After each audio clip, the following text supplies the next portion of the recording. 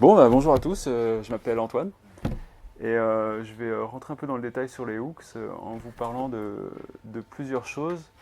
D'abord, je vais à chaque fois prendre des exemples que je vais modifier avec vous pour qu'on comprenne ensemble comment ça marche. Euh, je vais commencer avec l'exemple de React Router. Quel est le rapport avec React Router et les hooks, vous allez me dire. React Router, quand on l'utilisait avant les hooks, euh, on avait, euh, on avait besoin des fois, quand on avait besoin dans un sous-composant d'accéder à des données du routage, on avait besoin d'utiliser ce qu'on appelle des HOC, des Higher Order Components, donc Célia vous en a parlé au début, qui sont des fonctions qui transforment un composant en un autre en lui rajoutant des props. Donc c'était pratique, mais c'était pas toujours très lisible. Donc là, je vais vous présenter l'exemple. Là, j'ai donc un routeur, j'ai quelques liens et j'ai deux routes là. J'ai une route home et puis j'ai une route product. Et donc si par exemple je clique ici, il faudrait que j'ai pas un. Si je clique sur table, je vais avoir ce lien qui est cliqué. Donc ça va m'amener sur la route product en donnant le slug table. Et chair, donc pareil, ça va me donner la route product la même mais avec un slug différent. Donc dans les deux cas, on va rentrer dans le composant product. Donc si je clique, voilà, on a le composant produit qui lui est ici, qui a un composant tout simple en fait, qui a un titre, enfin un sous-titre, et puis qui appelle un autre composant info. Bon, c'est pas un composant très utile, hein, vous en doutez, mais bon, pour la démo ça suffira. Info, c'est juste un composant qui affiche des trucs, mais ce composant info, nous dans notre cas, bah, on aimerait bien qu'il ait des infos sur le routing, parce que en fait dans le routing, dans notre application toute simple, on a déjà des infos sur le produit, on a le slug et on a même, je sais pas si vous avez remarqué à l'index, on peut avoir des paramètres des paramètres de requête, des query string components. Donc ici, par exemple, on a une couleur rouge. On voudrait que le composant info, il sache facilement que c'est une chaise rouge. Alors après, on pourrait le passer en propriété, qui passe d'autres propriétés et tout, mais on veut faire simple. Donc nous, notre composant info, ici, avant, quand on voulait avoir des données sur le routage, on utilisait le HOC de React Router, donc on va essayer direct. Alors,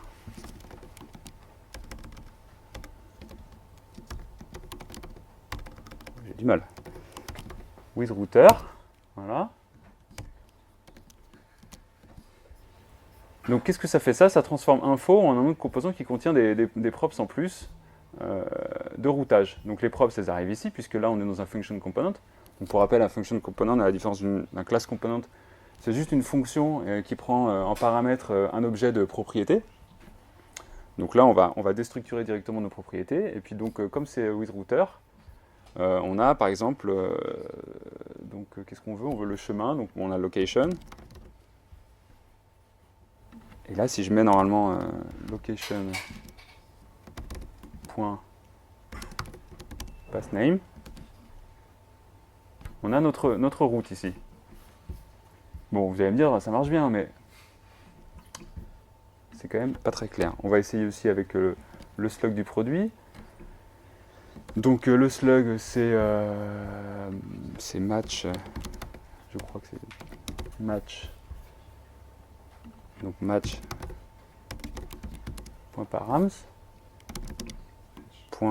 .slug, il me semble. Non? Merde. Voilà. J'ai mon slug, je suis content. Et puis bon, la couleur on verra après. Déjà, alors, attendez, la couleur.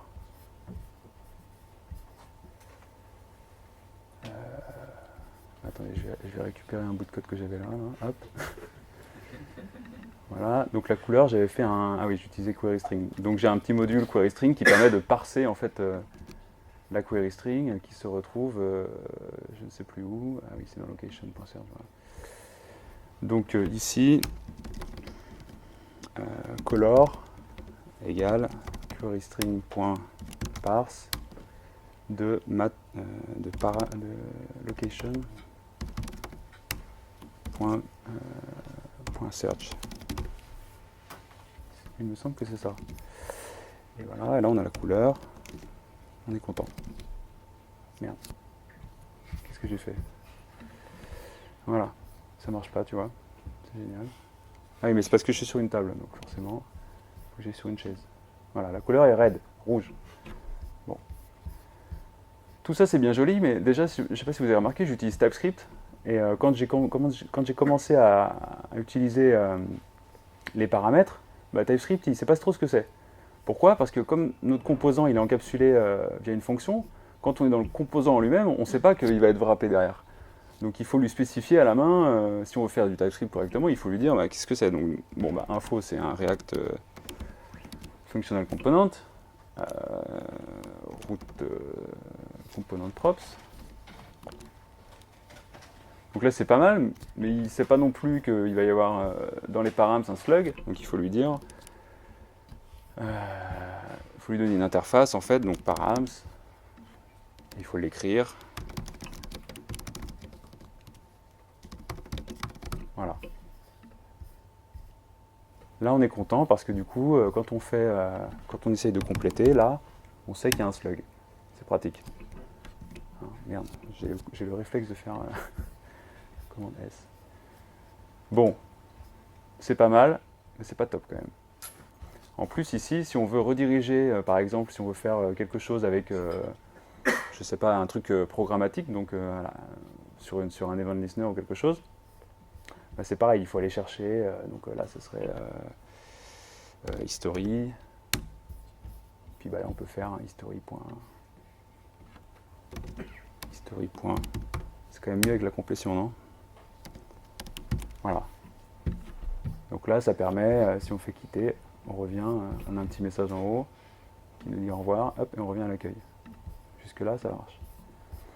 Maintenant, avec les housses, qu'est-ce que ça donne? Donc on va tout enlever ce qu'on a fait.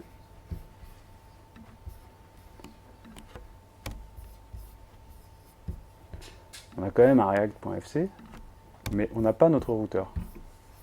On n'a pas notre wizRouter. Parce que c'est pas pratique, c'est moche, et surtout, c'est pas pratique quand on veut le rendre composable, on verra après. Donc là, ce qu'on veut simplement, c'est accéder aux données avec des hooks. Alors là, on veut le location.search, donc on fait search égale. Donc on va utiliser un des hooks qui sont fournis par React Router. Il y en a plusieurs qui correspondent en fait à plusieurs sous-éléments du wizRouter. Donc par exemple pour location, c'est useLocation. Donc là, on a notre search qui est déstructuré depuis location. Notre couleur qui est déstructurée depuis la query string search.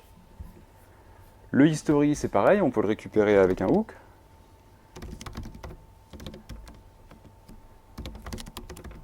Voilà.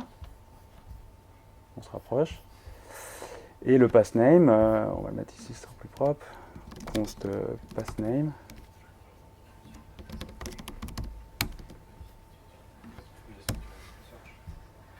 Oui, j'avais pas vu que j'utilisais.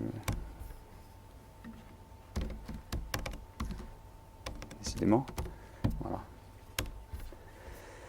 Du coup, on a notre passname qui est directement déstructuré ici, et on a notre slug qui est ici. Et ça marche pas parce que j'ai oublié quoi? Ah oui, bah le slug, voilà. Bah, du coup, c'est ici.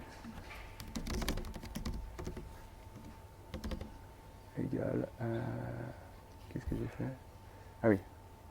Il y a search. Voilà. Et voilà. Décidément. Donc là, c'est presque parfait. On a directement des utilisations de hook qui permettent d'avoir un code plus clair, je trouve. On a voilà, en haut directement l'appel de l'usage en haut de la fonction. On n'a pas d'encapsulation ici. Au niveau du typage, il n'y a pas besoin de préciser qu'on a le routeur. Là, voilà, il connaît directement parce que useLocation, c'est un hook qui est déjà typé. Bon, il nous manque le slug qui n'est pas typé. Parce que search, voilà, ça dépend de l'usage que vous en avez fait, donc on peut le typer directement ici en fait. Parce que le hook use... Non, c'est pas celui-là. C'est un use param qui fait. Ouais, il faut un autre hook pour le... Qu'est-ce que... Ah oui, oui, oui. qu'est-ce que j'ai fait? Pour le slug, c'est avec un troisième hooks. Pourquoi ça a marché alors? Ah non, ça n'a pas marché. Et voilà. Const slug, oui, voilà, c'est ça. Use params. Et voilà. Et du coup, c'est pas ça du tout. Vous m'avez rien dit. Vous m'avez laissé dans la merde. Alors, et du coup, le use params, donc le hook fourni par React Router nous permet de passer un type en paramètre qui permet ensuite d'avoir le retour qui est directement typé. Donc là, mon slug, je sais que c'est un string et donc tout est bon.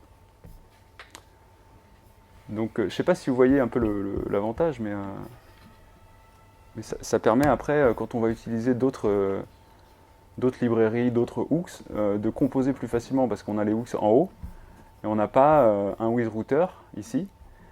Sachant que dans notre application, on a peut-être aussi Redux ou d'autres librairies, donc on va faire un connect de les paramètres de connect, de with router et tout. Donc c'est moins lisible et puis surtout après au niveau du typage, on est perdu quoi. Donc là, c'est clair et net. Je ne sais pas si vous voyez un peu l'avantage. Bon. Ça, c'est notre premier exemple. Je vais passer un deuxième exemple. Alors, attendez, il faut que je sorte de ça. On voit rien. Voilà. C'est bon, je l'ai vu. C'est beau.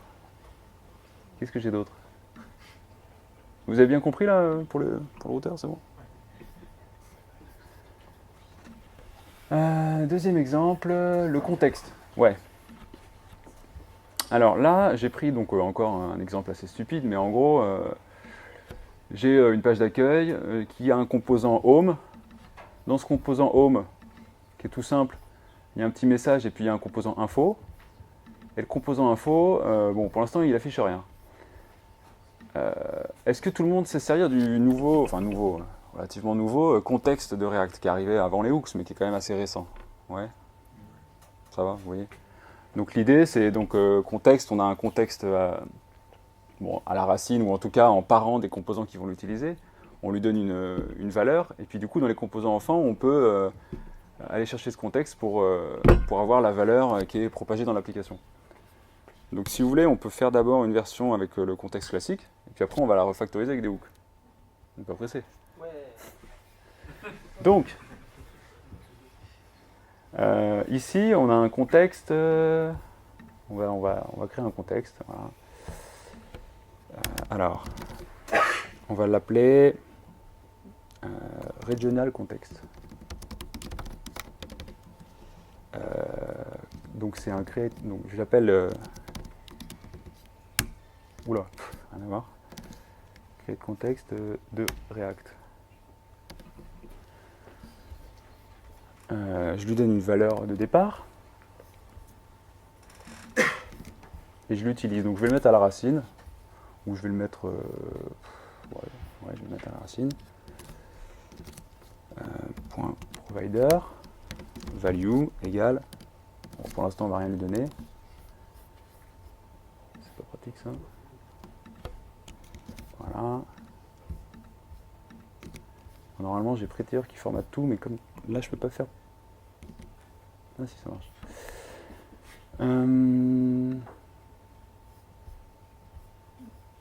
Et donc comme valeur, on va lui donner par exemple si on est du sud-ouest ou pas. Donc comme c'est une valeur qui va changer, on va la déclarer dans un state. Donc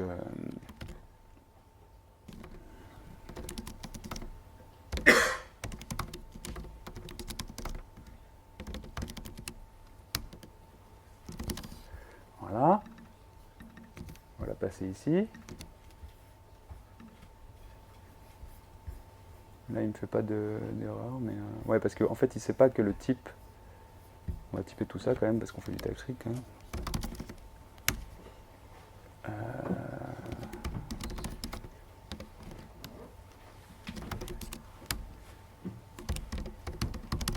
Voilà. Du coup, si je dis à contexte qu'on est en train d'utiliser un contexte, il va savoir que Southwest, il va vouloir ici une valeur qui est donc Southwest booléen. Très bien. Bon, notre truc est créé. Pour l'instant, il contient false, mais c'est pas grave. Et puis du coup, dans info, si on veut utiliser ça, eh ben, on fait un... Donc, il faut que j'exporte mon contexte d'ailleurs. Voilà. Je vais faire un regional context.consumer. Et là, c'est là où ça devient moche, c'est que le consumer en React, c'est une render prop, render function. Donc, hop, clac.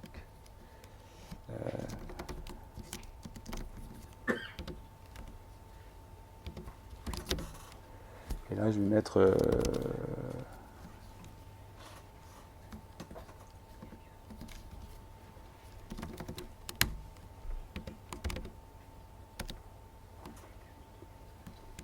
on va faire plus rigolo, on va faire... Oula.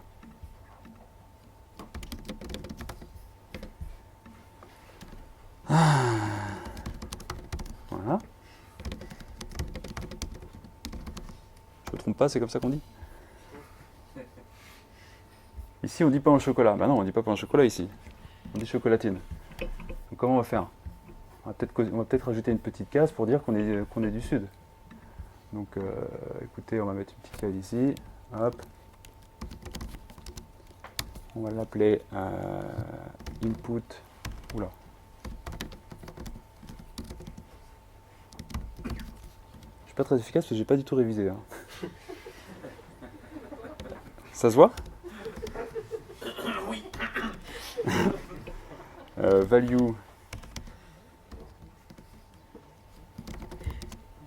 Voilà. On change. Du coup, on a notre target. Merde. Southwest. Target.checked. Grâce à TypeScript, on a tout ce qu'il faut. Sauf qu'il me manque la fermeture de tout ça. Voilà. Toulousain. Par exemple. Hein? Alors, value, ça marche pas. Pourquoi? Ah oui, pardon. D'habitude. Voilà, donc là, en fait, on a branché notre checkbox sur le useState, hein, que nous a présenté des personnes avant moi. Donc, si je coche, ça change le state ici, et ça le passe au contexte. Et du coup, comme dans l'info, on utilise ce même contexte, on est notifié. Oula, décidément. C'est bien, des fois je fais comme ça marche et des fois non. Bon. On est notifié dans info du changement de contexte, ici, donc avec la render propre. Et le render est rappelé, on a notre info qui est à jour. Bon, vous me direz, ça marche bien, pourquoi changer? Le problème, c'est que c'est déjà pas très beau, hein, on dirait presque du Angular, tellement c'est moche. Et surtout, c'est pas très pratique, parce que là, on est dans un composant très simple, mais si on veut commencer à avoir plusieurs contextes, des composants dans d'autres composants et tout, la render prop, c'est pas très pratique. Donc ce qu'on va faire, c'est qu'on va refaire la même chose avec le useContext. Donc en fait, c'est assez simple. Donc const useContext. Là, on lui donne notre contexte. Regional context. Et en fait, là, on a directement notre Southwest qui est accessible. Donc là, on peut virer ça.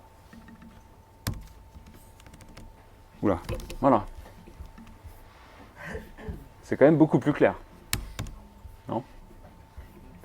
Donc là, c'est un petit avantage du hook, hein, la clarté. Et ce que je voulais vous montrer d'autre, c'est le fait que ça puisse être...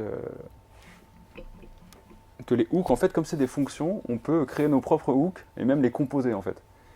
Là, typiquement, bon, useContext, regional context, ça veut dire qu'il faut que j'importe useContext, que j'importe regional context, et que je fasse un appel comme ça. Bon, c'est pas trop gros, mais on va quand même le refactoriser juste pour le plaisir. Je vais faire un petit fichier quand même qui gère notre contexte. Clac. Je vais mettre toute notre logique dedans. Enfin, toute. Celle-là.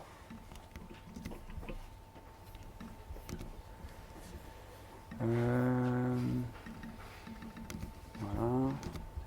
Voilà. Bon, je vais laisser ça là pour l'instant.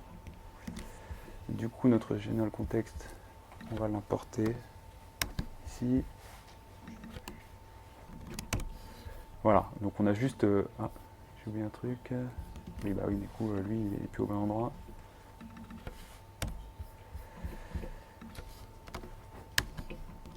Voilà, bon, on l'a juste mis dans un autre fichier. Maintenant, on se dit, bah, ça serait pas mal de faire un use regional context.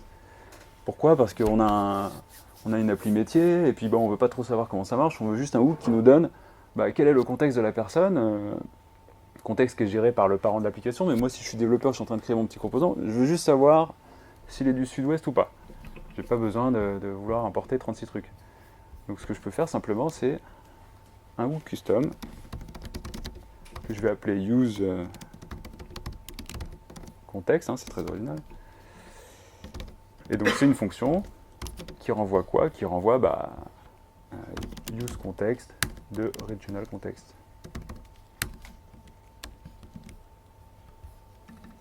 Du coup, ça permet simplement ici, en fait, au lieu de faire ça, on fait ça. Et on a directement notre regional context. Ça démystifie un peu les hooks parce qu'on se rend compte que bah, c'est juste une fonction, donc une fonction, on peut appeler une autre fonction, voilà.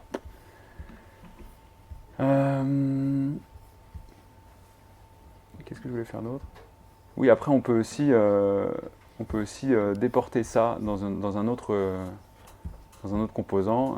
On pourrait avoir notre provider qui est lui-même un composant qui prend en paramètre children par exemple, qui serait info et qui gère en fait le state. Donc on pourrait le faire à part, quoi. Comme ça permettrait aussi de cloisonner. Bon, on va peut-être pas perdre trop de temps là-dessus, mais voilà l'exemple simple. Je sais pas si c'est clair ce que je raconte. J'ai l'impression de ne pas être très clair. C'est peut-être parce que je suis pas préparé. Et mais voilà, ouais, parce que notre provider, bon, c'est pas ultra pratique parce que là, on est dans une application. Donc la home, elle gère la page d'accueil, mais on est en train de gérer le contexte, regional context dans notre page d'accueil. Donc bon, on va le faire, on n'est pas à 2 minutes. Mais en gros, ici, on pourrait avoir un composant, const regional. Bon, on va l'appeler juste regional. Donc c'est un composant React, donc React.fc. Si on veut typer proprement, on n'est pas obligé, mais voilà. Et en gros, ça serait un truc qui renverrait bah, le contenu, donc avec notre petite case à cocher et tout ça, et le contexte autour. Donc là, on a notre case à cocher, on a des enfants. Voilà. Qu'on va mettre. Donc il faut que je mette le contexte ici. Regional context.provider value égale. On va voir après. C'est pas très pratique de coder avec la tête sur le côté. Mais bon. Et du coup, bah, on déplace notre gestion de state ici.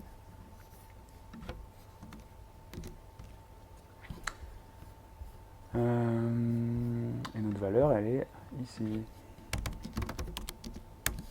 Voilà. Oui, parce que c'est un objet. Voilà. Voilà, et qu'est-ce qu'il a lui? Ah oui, il faut l'exporter. Parce qu'on va l'utiliser.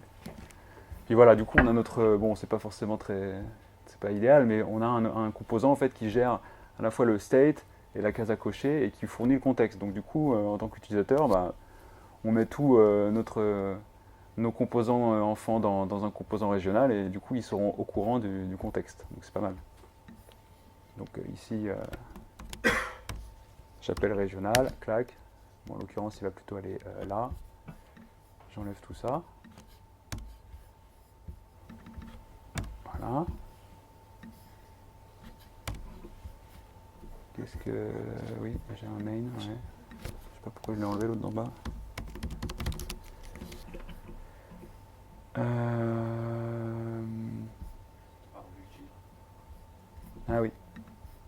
Bien vu, merci. Donc ici, on a des enfants, donc l'enfant, c'est les infos. Euh, donc il faut juste les afficher ici. Et voilà. Du coup, dans notre page d'accueil, c'est assez simple, hein. On a un composant régional qui, bon là, il fait un peu deux choses à la fois. Il fait la gestion du contexte et il affiche un élément dans l'arbre React. Donc c'est pas forcément idéal, mais en tout cas, ça permet d'avoir un code beaucoup plus clair et de séparer les problèmes, quoi. Donc là, ça marche toujours, ouais, c'est bon, ça marche toujours. Voilà l'exemple en gros de contexte avec des hooks. Après, on nettoie évidemment. Voilà. Est-ce que c'est clair pour tout le monde? Est-ce que je suis pas trop brouillon? Non? Ok. Et le troisième exemple, c'est quoi déjà? Ah oui, alors là, ça rentre un peu dans le détail. Je voulais peut-être en parler à la fin, remarquez, mais en fait, je voulais vous parler du use effect donc, qui a été introduit tout à l'heure. En fait, use effect, il faut bien comprendre que tous ces hooks, c'est juste des fonctions et qu'en JavaScript, les variables, les fonctions, tout ça, ça a des portées qui dépendent de où la fonction est déclarée. Quand une fonction est déclarée, elle a accès aux variables qui sont à l'intérieur d'elle-même et aux variables parentes, mais au moment où elle est déclarée. Là, l'idée, c'était en fait de rentrer ensemble dans des murs en codant un truc qui marche, mais qui a des soucis. Donc, je ne sais pas si je peux faire ça maintenant ou à la fin. On en est bien au niveau du temps. Il est 19h45. Ça fait 1 heure? Bon. Allez. Donc là, j'avais préparé un petit truc. C'est une application bien inutile, mais qui permet de... On va ouvrir la console. Qui permet d'afficher dans la console, en gros, la valeur de scroll. Donc l'idée, c'est quand je commence à scroller, je veux savoir quelle est la valeur précédente de scroll, parce que je veux savoir si je vais vers le haut ou vers le bas. Ok, donc là, quand je scrolle vers le bas, on voit que la valeur précédente, elle a bougé. Vers le haut aussi, tout va bien. Maintenant, si on regarde le code, qu'est-ce qui se passe? Est-ce que quelqu'un remarque déjà le premier problème dans le code? Est-ce que tout le monde voit bien le code? Il y en a qui enlèvent leurs lunettes et tout, ça rigole pas. C'est pas vraiment un problème, mais c'est plus une histoire d'optimisation et de logique des hooks. Ici, je ne sais pas si vous remarquez, useEffect est appelé avec un seul argument. Une fonction de callback. Et je ne sais pas si vous vous souvenez ce qu'a dit Zelia au début, normalement il y a un deuxième argument, enfin normalement on n'est pas obligé de le passer, mais en général on passe en deuxième argument à un tableau de ce qu'on appelle des dépendances, c'est-à-dire des variables que React va regarder à chaque render, voir s'il y en a une qui a changé pour savoir si on re-render, si on redessine tout ça. Ici comme on n'en passe pas, en gros, tout simplement, le useEffect va être appelé à chaque render. S'il n'y a pas de deuxième argument, c'est appelé tout le temps. Du coup, ici, notre event listener, il est appelé, donc il est ajouté à chaque render. Et ici on a une fonction de nettoyage, ah oui, on ne vous en a pas encore parlé, mais useEffect, quand on lui passe un callback en paramètre, on peut dans ce callback renvoyer une fonction, cette fonction sera utilisée quand le composant sera démonté ou re-render, donc à la fin, après un render, au démontage. Non, pas au démontage, au re-render. Dans les deux cas, en fait. Et du coup, ici, notre add event listener, il est appelé, ensuite on scroll, ça ajoute et ça enlève toujours les event listeners. Mais bon, un add event listener sur Windows scroll, nous, on veut l'attacher une seule fois, au début, et puis ensuite, dans notre handler, on veut faire nos opérations. Donc ici, on va lui dire, en paramètres, donc ça c'est encore un truc qu'on ne vous a pas expliqué, mais on peut lui passer un tableau vide. Ça veut dire qu'en gros, le callback de useEffect sera appelé que au montage du composant, puisqu'il n'y a pas de dépendance. Mais qu'on passe un tableau vide, à la différence de rien passer, ça veut dire qu'on ne l'appelle qu'une fois. Donc ici, est-ce que vous voyez le nouveau problème qu'on a? On le voit parce que bon, il y a un petit indice là, mais... Le problème, c'est qu'il nous dit, on a un linter qui nous dit, ah ouais, mais là, on dépend de underscroll et du coup, il faudrait le passer en paramètre. Pourquoi on passerait ça en paramètre? Bon, on ne comprend pas trop, on le passe en paramètre. Oula, là il nous dit ah ouais, mais handle scroll, il faudrait pas le mettre ici. Il faudrait pas le mettre ici parce que, donc il explique, c'est qu'elle va être recréée à chaque render. Et elle va être rappelée à chaque render. C'est pas très logique. Il faut en fait la créer qu'au moment où on en a besoin ici, quoi. Donc du coup, c'est plus une dépendance. Et là, il nous dit ah ouais, mais du coup, vu que handleScroll dépend de scroll, bah, il faut passer scroll en dépendance. On a l'impression de se mordre la queue. Mais bon, on va passer scroll en dépendance, et puis là, on est content. Enfin, en tout cas, on est content au niveau du linter. Mais qu'est-ce qui se passe réellement là? On n'est pas beaucoup plus avancé, parce que notre scroll, à chaque fois qu'on va scroller, bah, il va changer. Donc en fait, comme il va changer, le useEffect va être encore une fois rappelé. Donc on n'a pas résolu notre problème de ADML Listener qui est toujours attaché, détaché. On aurait pu faire un petit console log là, mais pour que vous compreniez bien.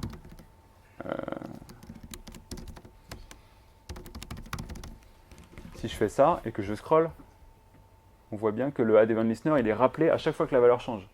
Donc il est inutile. Est-ce que là vous avez une solution à me donner pour éviter cette impasse? Use callback, ça ne changera pas le problème non plus. On peut essayer, mais... Non, mais faudrait le sortir. Faut pas le mettre là. Vu que c'est un hook, faut l'appeler. Ouais, mais vous trichez là. Voilà, ça va te gueuler. Non, mais ouais. Là, donc effectivement, comme vous dites, là, on ne peut pas le mettre ici. Non, déjà, il nous faut des deps. Donc là, c'est pareil. On revient aussi donc, au même problème quand on le met ici, c'est que du coup, il nous demande des dépendances, et puis du coup, on va lui donner scroll, et du coup, bah, c'est encore le même problème. Par contre, use callback, je ne l'ai pas importé. Si. Qu'est-ce que j'ai fait? Ouais. Il te dit qu'il faut pas le mettre. Voilà, donc là ça revient à la règle que disait Zélia au début. Les hooks, on les met que à la racine. Tu vas voir comparer du useEffect aussi. Ouais, en plus. Mais bon, en tout cas là on l'a mis au bon endroit. Donc il faut toujours les mettre à la racine et toujours les mettre dans l'ordre. Et du coup on va le mettre... Bah d'ailleurs on n'a plus besoin de scroll. Voilà. On a ça. Et ça, on va voir si ça marche. Ça fonctionne.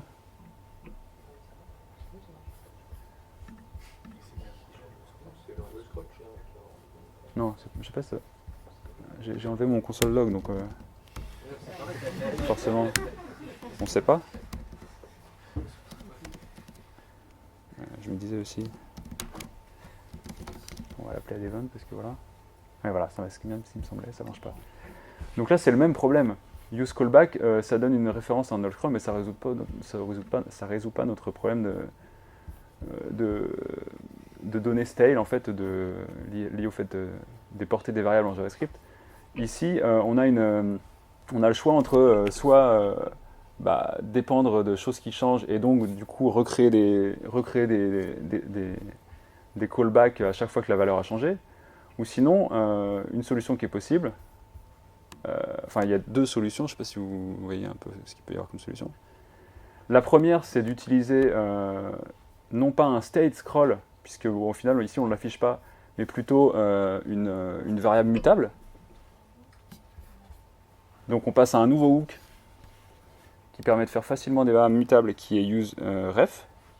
Donc, on va faire un scroll ref égale useRef.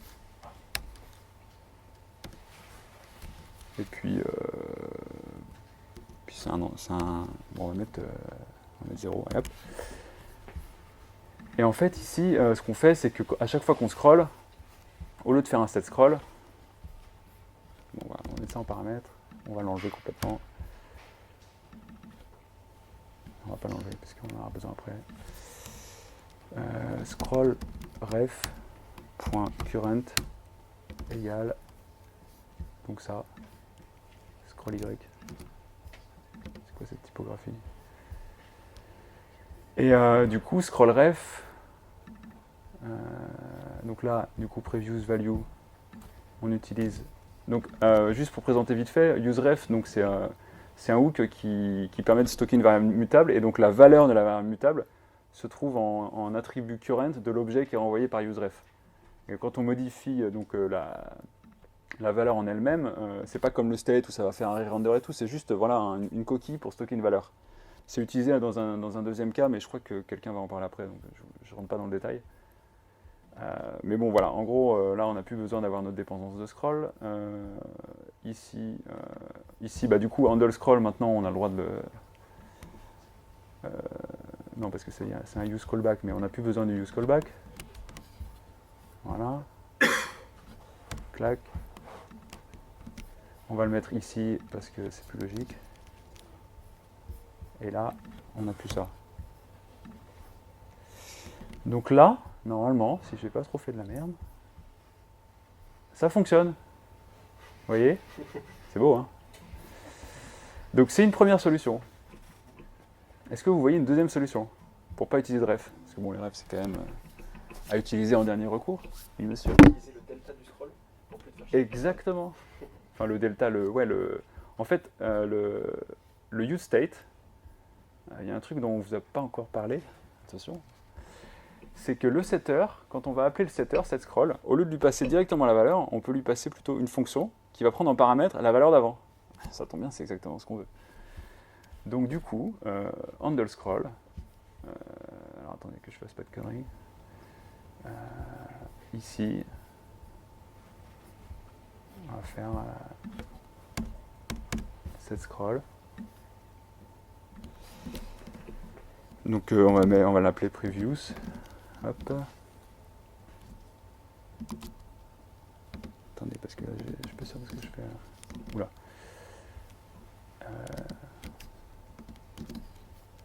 Oui, non, mais ce que je voulais... Oui, c'est ça. C'est pour le console log, en fait. Donc, le setScroll, il retourne toujours voilà, la valeur, mais nous, on veut avoir accès à la donnée précédente. Donc, ici, previous value, on veut savoir ce que ça vaut. En pratique, ça serait pour, par exemple, c'était un autre state qui dit, par exemple, up ou down, quoi. On pourrait faire je pourrais le faire après, mais en gros, voilà. Là, scroll, on ne l'utilise pas, mais on pourrait créer un autre state. Donc là, si je le fais, ça fonctionne aussi. Pourquoi? Parce que ici, le setScroll, lui, il a accès à la valeur précédente, puisqu'il est défini avant. Est-ce que c'est assez clair enfin, plutôt, est-ce que le problème vous semble compréhensible? Parce que c'est quand même un peu obscur, là, ce que j'ai fait. Vous voyez ce que j'essaye de faire, ou je suis tout seul? Je suis tout seul? Bon, je ne vais pas trop pousser le sujet, mais en gros, il faut bien se souvenir que les hooks, comme tu disais au début, il est là, comme tu disais au début, c'est magique quand on les utilise, mais derrière, c'est pas magique, c'est juste des fonctions qui appellent d'autres fonctions, c'est des renders qui sont rappelés ou pas rappelés, donc il faut bien se souvenir que en JavaScript, voilà, la portée des variables, elle est gérée de telle manière, que en React, une fonction componente, le cœur de la fonction, c'est comme un render quand c'est une classe componente, donc c'est rappelé à chaque fois qu'il y a soit un state qui change ou un contexte qui change, des choses comme ça, donc il faut comprendre les implications. Voilà, je crois que je vais m'arrêter là. Je sais pas si je peux rajouter quelque chose.